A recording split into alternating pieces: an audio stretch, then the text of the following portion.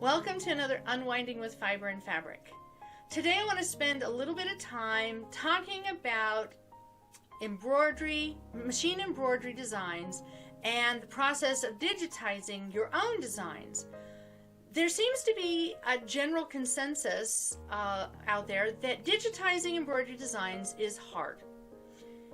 And some embroidery designs are actually hard to digitize and digitize well. There are software companies that create things that you can click a button and it auto-digitizes, but you're not necessarily going to get the same quality that you would if you learn how to actually digitize yourself. So yes, there is a learning curve. Yes, to get a really beautiful thread-painted piece of work, it's going to take some practice.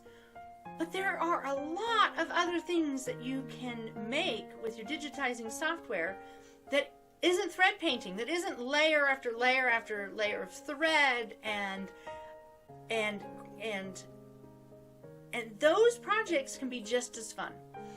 So I want to acknowledge that I started digitizing nearly 20 years ago.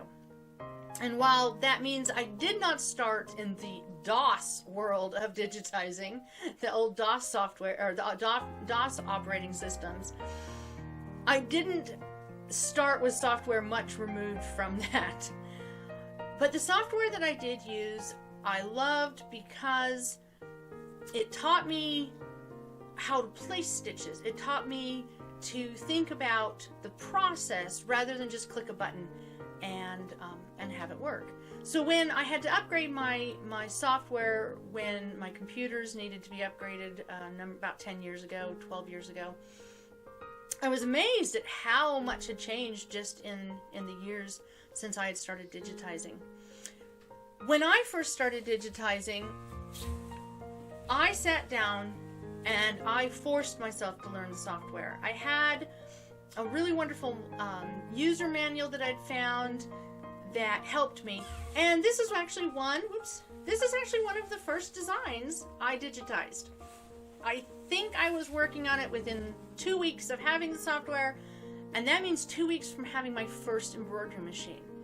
Now, with that being said, I sat down and I worked at it, and I worked at it, and I edited it, and I stitched it out, and I played with it, and I really thought about what I was doing. And it's actually, compared to some of the designs being made today, the thread art that's being made today, it's a simple enough design.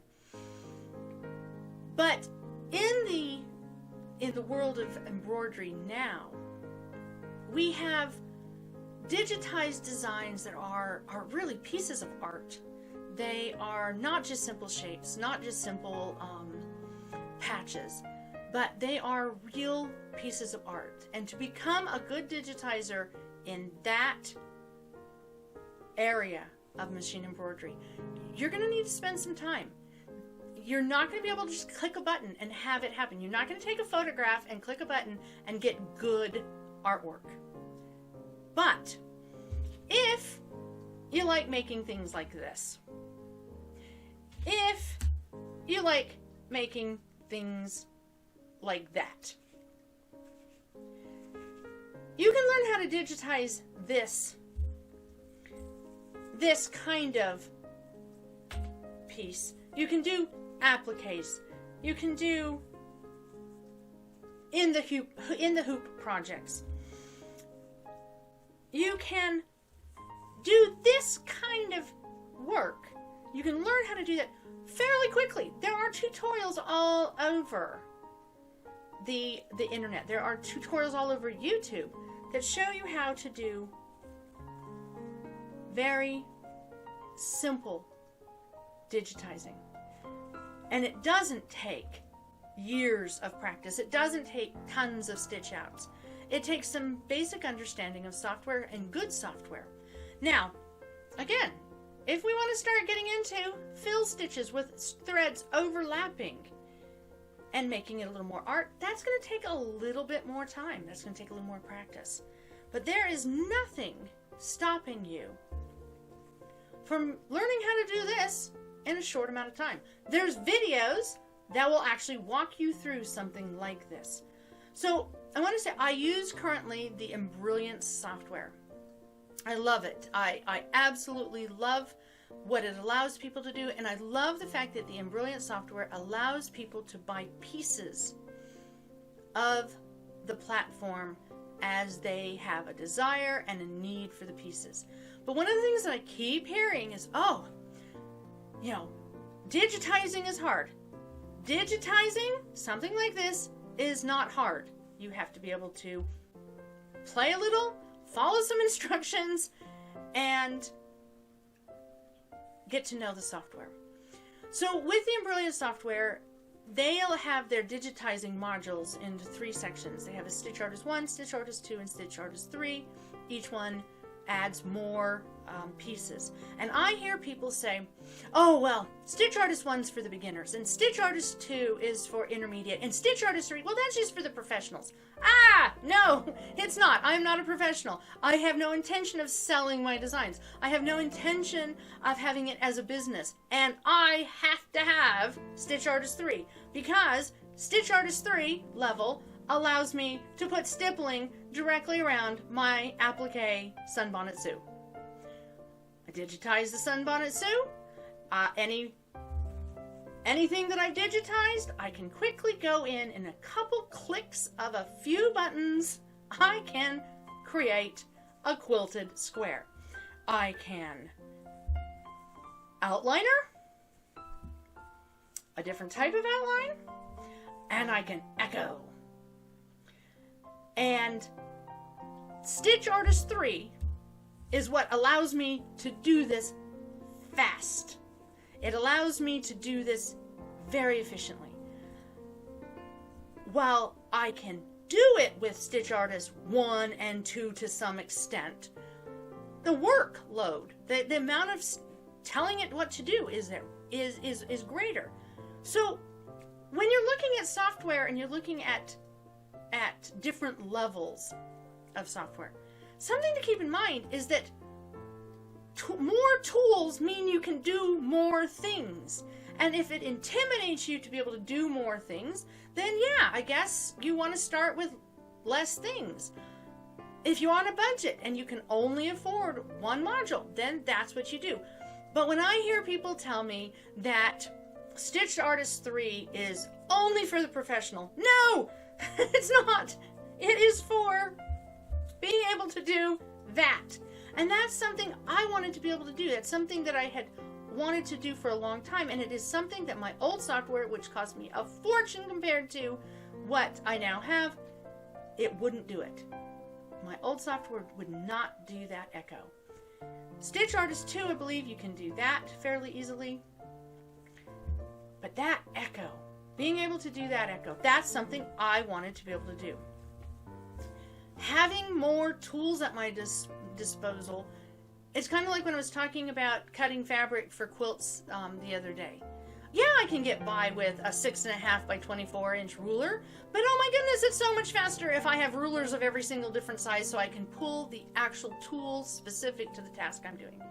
And that is what you get when you can have all the tools at your disposal.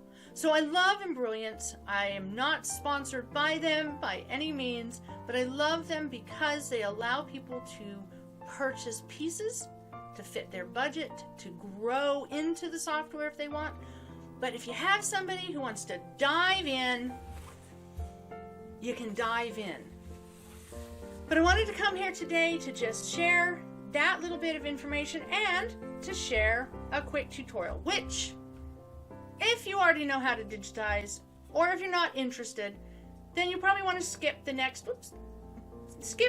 there we go, there's the camera. Skip the next tutorial section.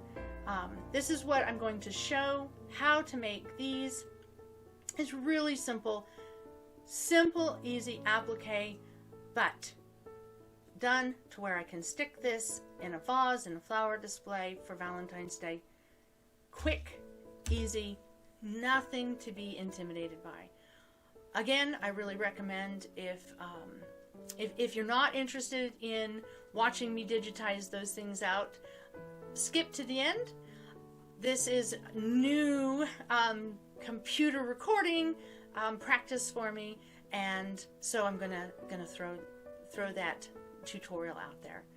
I hope you stick around to the end. I'll see you again after the embroidery stitch is out. Okay, so we are going to really quickly go over how to create these little in the hoop hearts. Same heart, I've just done a stipple or a cross stitch depending on the one we're looking at. So the first thing I'm going to do is I'm going to come to the library of designs that come with the software. I'm going to pick a heart, I'm going to add it in there, and I'm going to enlarge it just a little bit.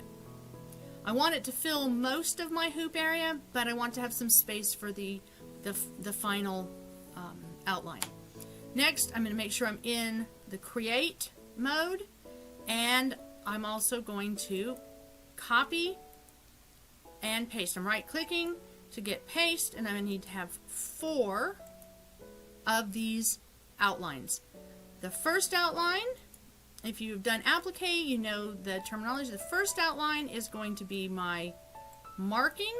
I'm changing its color, hitting OK, and I'm assigning it a run stitch that is a single run with ties. The next one is where I've marked where I want to place the fabric. I am now placing the fabric. I am changing it to a double. That is my preferred stitch to hold the fabric down so that I can then go and cut away the excess. I'm going to again change its color to something that screams, this is not the heart that I'm doing, and it's good. So then the next one, this is where my design starts. I have a couple options. I can go in and I can do a motif, or I can do a stipple. This is the motif fill, and this is the stipple fill. I decide which one I want. I'm now going to choose something other than orange. I'm going to pick a pink. And the next one, I'm going to change the color. Again, this time let's go with my red.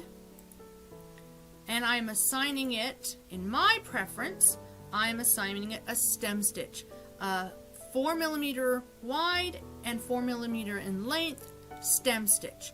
But it would be easy enough to do, a satin stitch. I could do a blanket stitch using the applique option up here, but making sure there is no position or material checked. I can use the blanket stitch, I can use a satin, I can do a zigzag, but I like the stem stitch. That's the one I actually wanted to use for this. That is one of my go-to run stitches. I just like the look. It works really well for this because I'm not worried about it being a really finished edge. Okay, so once that's done, there's a couple options you can do. If you have Stitch Artist 3, you could simply create an outline of the stitches and inflate them with the inflate objects. But I find for this, it is just easier to start here at the bottom, put a few nodes, turn this one by clicking on it and right clicking, I can turn it into a cusp. I can shape it. This one, I can shape it. This is the neck that I want to have left open so that I can put my stick. And all I need to now do is a couple further tweaks. Oops. Catch that. Say, okay, do I like the shape? I like the shape. Whoops, there's a little flat end up here. Once you're happy with the shape, you can do a run stitch. You could, again, do any of the number of stitches, a satin, some of the applique stitches, what you can do a motif run. What I'm doing is a French knot, and I've adjusted the size of the French knots to be 3mm because I want them a little bit bigger and more substantial. And then the final thing I suggest is clicking on this wonderful little measuring tool. Make sure that your opening is at least 10 millimeters wide, because otherwise you won't get a dowel in. Make any further adjustments. Make sure that you have your ties at beginning and end. And save. Go to the computer, stitch it out. Now the reason that I have left all of these different color changes is the first one is the marking, the second one is the tack down, the third one does my fill design. I want to make sure when I get to the machine I have the option of changing the color for my fill design if I'd like. If you don't want to do that, you can make these 3 and 4 the same color. Just make sure that number 5 is a different color again, because you need to have a pause so that you can put a piece of flannel at the back and make your pocket. Pretty simple. I'll include a little video showing how I take how it runs in the machine and how I take out the hoop, place the flannel or the felt on the back, and go from there. I hope you give it a try. I hope this helps demystify digitizing a little tiny bit. Enjoy.